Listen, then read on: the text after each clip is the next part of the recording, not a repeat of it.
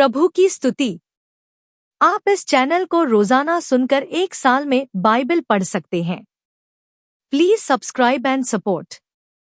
आज के बाइबल अध्याय। जकरिया भविष्यवक्ता की पुस्तक अध्याय 1। जकरिया भविष्यवक्ता की पुस्तक अध्याय 1। दारा राजा के दूसरे वर्ष के 8वें महीने में यहोवा का यह वचन जकरिया भविष्यवक्ता के पास, जो बेरेकियाह का पुत्र और इद्दो का पोता था, पहुंचा कि यहोवा तुम लोगों के पुरखाओं से बहुत ही क्रोधित हुआ था। इसलिए तू इन लोगों से कह कि सेनाओं का यहोवा यो कहता है कि तुम मेरी ओर फिरो। सेनाओं के यहोवा की यही वाणी है, तब मैं तुम्हारी ओर फिरूंगा। सेनाओं के यहोवा का यही वचन है, अपने पुरखाओं के समान न बनो। उनसे तो अगले भविष्यवक्ता यह पुकार पुकार कर कहते थे कि सेनाओं का यहोवा यो कहता है कि अपने बुरे मार्गों से और अपने बुरे कामों से फिरो। परंतु उन्होंने न तो सुना और न मेरी ओर ध्यान दिया। यहोवा की यही वाणी है, तुम्हारे पुरखा कहाँ रहे और भविष्यवक्ता क्या सदा जीवित रहते हैं? परंतु मेरे वचन और मेरी आज्ञाएं, जिनको मैंने अपने दास नबियों को दिया था, क्या वे तुम्हारे पुरखाओं पर पूरी न हुई? तब उन्होंने फिरकर कहा कि सेनाओं के यहोवा ने हमारे चाल चलन और कामों के अनुसार हमसे जैसा व्यवहार करने को कहा था, वैसा ही उसने हमको बदला दिया है। दारा के दूसरे वर्ष के शबात नाम 11वें महीने के 24वें दिन को जकरिया नबी के पास, जो बेरेकियाह का पुत्र और इद्दो का पोता है, यहोवा का वचन यो पहुंचा कि मैंने रात को स्वप्न में क्या देखा कि एक पुरुष लाल घोड़े पर चढ़ा हुआ उन मेहंदियों के बीच खड़ा है, जो नीचे स्थान में है, और उसके पीछे लाल और सुरंग और श्वेत घोड़े भी खड़े हैं। तब मैंने कहा कि हे प्रभु, मेरे प्रभु, ये कौन है? तब जो दूत मुझसे बातें करता था, उसने मुझसे कहा कि मैं तुम्हें बताऊंगा कि ये कौन है। फिर जो पुरुष मेंहदियों के बीच खड़ा था, उसने कहा, यह वे है जिनको यहोवा ने पृथ्वी पर सैर अर्थात घूमने के लिए भेजा है। तब उन्होंने यहोवा के उस दूत से, जो मेंहदियों के बीच खड़ा था, कहा कि हमने पृथ्वी पर सैर किया है और क्या देखा कि सारी पृथ्वी में शांति और चैन है। तब यहोवा के दूत ने कहा, हे सेनाओं के यहोवा, तू जो यरूशलेम और यहूदा के नगरों पर 70 वर्ष से क्रोधित है, सो तू उन पर कब तक दया न करेगा? और यहोवा ने उत्तर में उस दूत से, जो मुझसे बातें करता था, अच्छी अच्छी और शांति की बातें कही।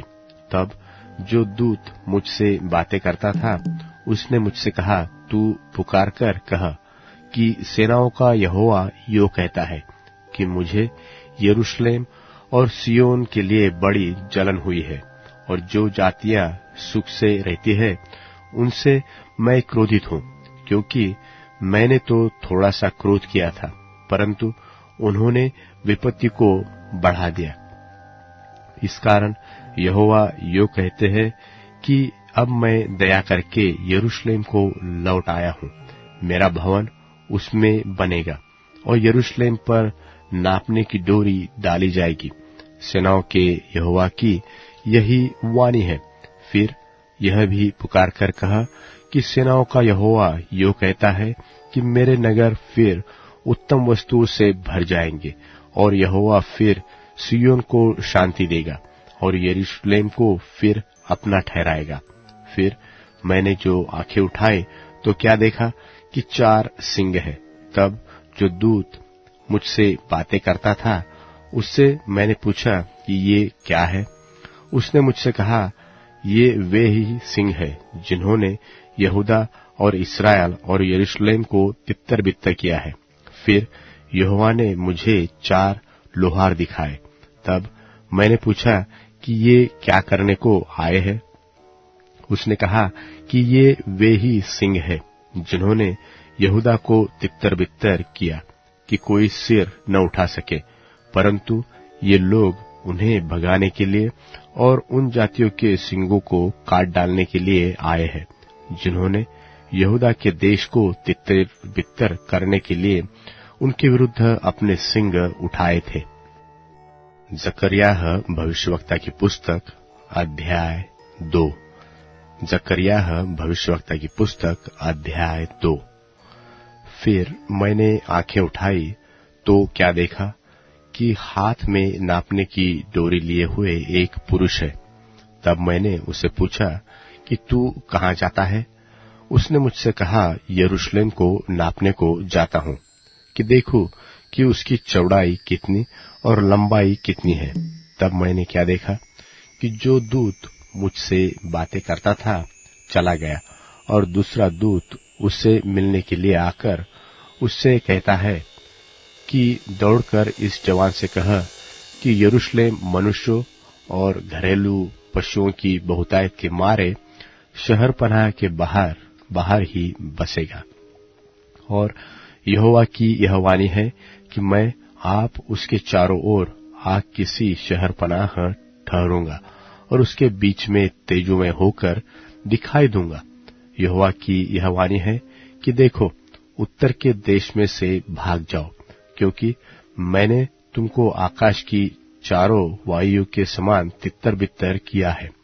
हे बाबुल वाली जाति के संग रहने वाली सियोन, बचकर निकल भाग, क्योंकि सेनाओं का यहोवा यो कहता है कि उस तेज के प्रकट होने के बाद उसने मुझे उन जातियों के पास भेजा है जो तुम्हें लूटती है, क्योंकि जो तुमको छूता है वह मेरी आंख की पुतली ही को छूता है। क्योंकि देखो, मैं अपना हाथ उन पर उठाऊंगा, तब वे उनसे लूटे जाएंगे जो उनके दास हुए थे, और तुम जानोगे कि सेनाओं के यहोवा ने मुझे भेजा है। हे सियोन, ऊंचे स्वर से गा और आनंद कर, क्योंकि देख, मैं आकर तेरे बीच में निवास करूंगा। यहोवा की यही वाणी है। उस समय बहुत सी जातियां यहोवा से मिल जाएगी और मेरी प्रजा हो जाएगी, और मैं तेरे बीच में वास करूंगा। और तू जानेगी कि सेनाओं के यहोवा ने मुझे तेरे पास भेज दिया है, और यहोवा यहूदा को पवित्र देश में अपना भाग जान लेगा और यरूशलेम को फिर अपना ठहराएगा। हे सब प्राणियों, यहोवा के सामने चुपके रहो, क्योंकि वह जागकर अपने पवित्र निवास स्थान से निकला है। यूहन्ना का प्रकाशित वाक्य 17वां अध्याय। और जिन 7 स्वर्गदूतों के पास वे 7 कटोरे थे, उनमें से एक ने आकर मुझसे यह कहा कि इधर आ, मैं तुझे उस बड़ी वेश्या का दंड दिखाऊं जो बहुत से पानियों पर बैठी है, जिसके साथ पृथ्वी के राजाओं ने व्यभिचार किया और पृथ्वी के रहने वाले उसके व्यभिचार की मदिरा से मतवाले हो गए थे। तब वह मुझे आत्मा में जंगल को ले गया, और मैंने किरमिजी रंग के पशु पर, जो निंदा के नामों से छिपा हुआ था और जिसके 7 सिर और 10 सींग थे, एक स्त्री को बैठे हुए देखा।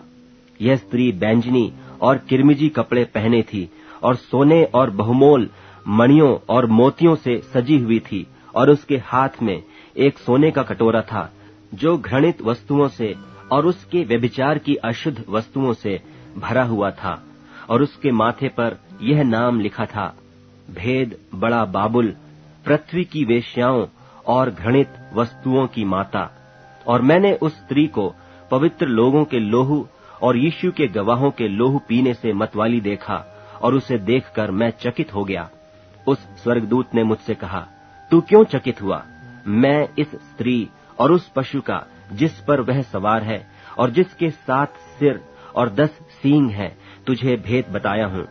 जो पशु तूने देखा है, यह पहले तो था, पर अब नहीं है, और अथाह कुंड से निकलकर विनाश में पड़ेगा।